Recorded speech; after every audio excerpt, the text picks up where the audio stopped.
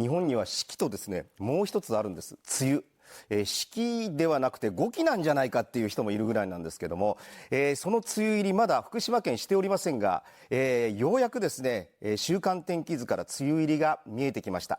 さあ、週末の予報は。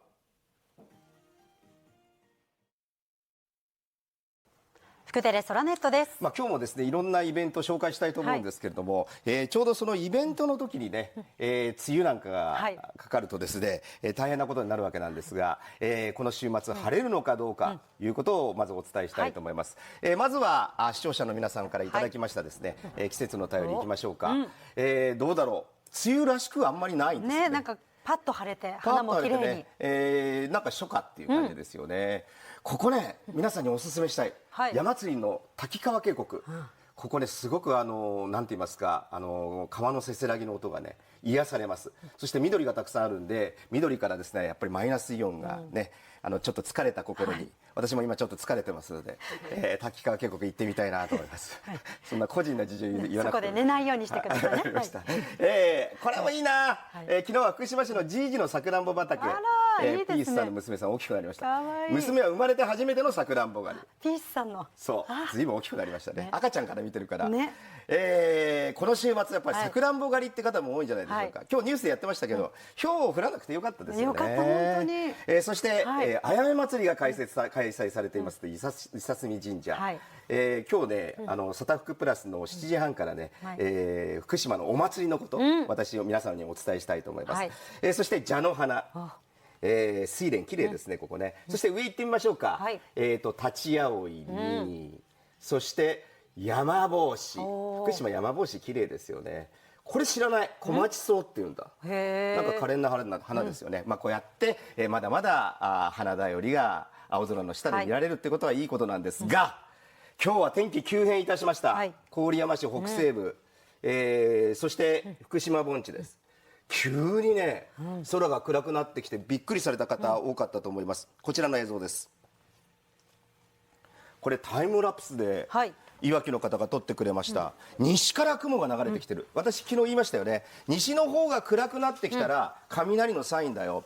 ザーッと雨が降るサインだよ。真っ暗になったら氷が降るサインだよという話をしました。で、やっぱりですね、この雲の下でこんな現象が。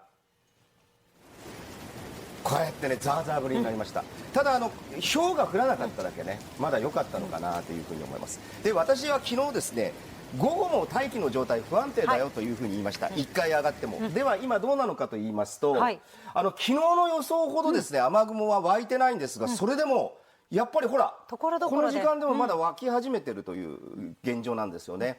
あと2時間ぐらいは、そうですね、この福島盆地の周辺とか、それからこの県の南部のエリア、このエリアで午後8時半ぐらいまで、サタフクが終わった後ぐらいまでですね、ちょっと続く可能性がありますので、気をつけていただきたいというふうに思います。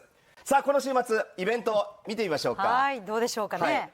お祭りに関してはですね、サタフクプラスでお伝えしたいと思うんですが、瀬戸市が行われます。なんかこれ日野さん行くって意気込んでました。本当に日野さんアクティブだから。休みのどっちかは必ずドライブ行ってる。これ見てください。早朝4時から昼12時までなんですって。本当だ。早朝4時から来る人いるの？でも人気なんだろうね。っていう感じですか。二本松のお菓子、これもなかなか素敵なイベントで、もう名だたるですね、二本松って和菓子の街だから、これが13日14日お祭りをやるというところで、ぜひ皆さんですね、来ていただきたいと思います。全店制覇してください。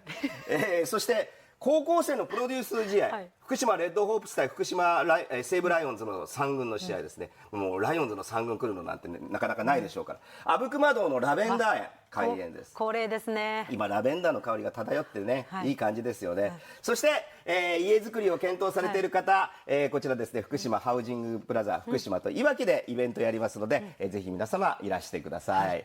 肝心の天気ですよ。ちょっと週末のリスク見てみましょうか。週末のリスクはこちらです。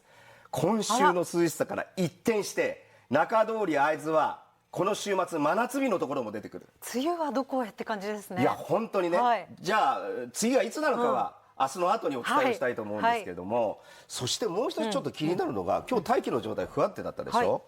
上空5000メートルの寒気見てみましょう。これ今日21時です。実はまだね雷製造機がまだね残ってるんですよ、今日の21時の段階で。だからさっき福島盆地の周辺で雷雲が湧いたんです。明日見てみましょうか。明日の9時、これ見るとあれ全然変わりないじゃん、つまりはどういうことかというと、明日もやっぱり今日同様、雷雨に気をつけていただきたいということになります。今日より範囲は狭いですけれどもね、熊が今日もまた出没しております。梅雨入りの情報は明日の天気予報の後にお伝えします。まずは明日の天気予報から。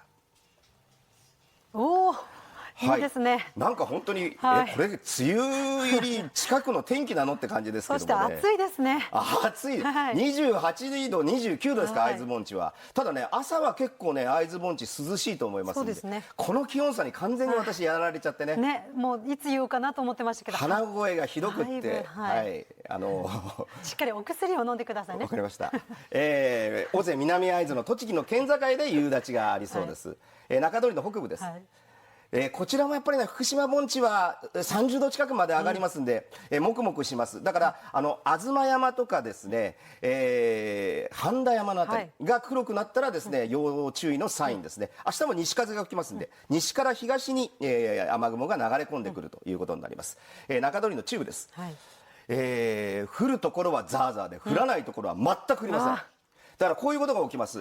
仮にですね、郡山の磐梯熱海で降ったとしても、富田のあたりは全く降ってないとか、そういうことが平気で起こるですね、明日は天気だと思いますね。現段階では郡山では予報されておりません。阿武隈高地が中心ということになります。そして中通りの南部です。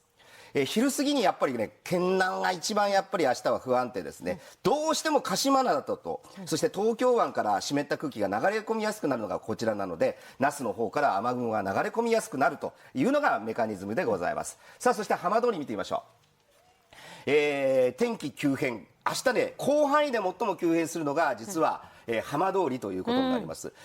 阿武隈高地に湿った風が当たって、そして積乱雲が発生する。水石山方面が黒くなったら要注意と思っていただきたいと思います。だから釣りなんかはね、明日の雷を除けば、いけると思いますけどもね、朝の釣りなんかは。さあ、問題の梅雨入りでございますけれども、その前にまず熊ですね。今日も出現しております。多いんですよ。で、木に登っている熊。それから木に登っているクマが多いですね、今日はね。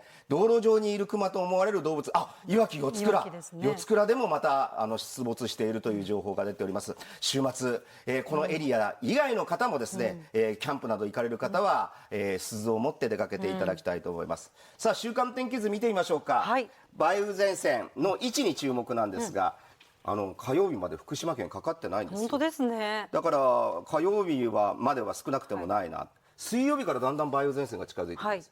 そして木曜日になるとほら梅雨前線がかかってきます。で、土曜日以降ですね、来週の土曜日以降この梅雨前線下がりませんので、今度はほぼちょっと確信に近い感じでいってみましょうか。こちらです。18日以降梅雨入りするんじゃないか。先週よりもちょっとずれましたね。すいません、週間予報です。難しいんですね、梅雨入り予報って。日曜は最高のお出かけ日和ということになりますね。水曜日までが天気がいいです。一句はこちら、気をつけて、熊と暑さと雷に。福テレソラネットでした。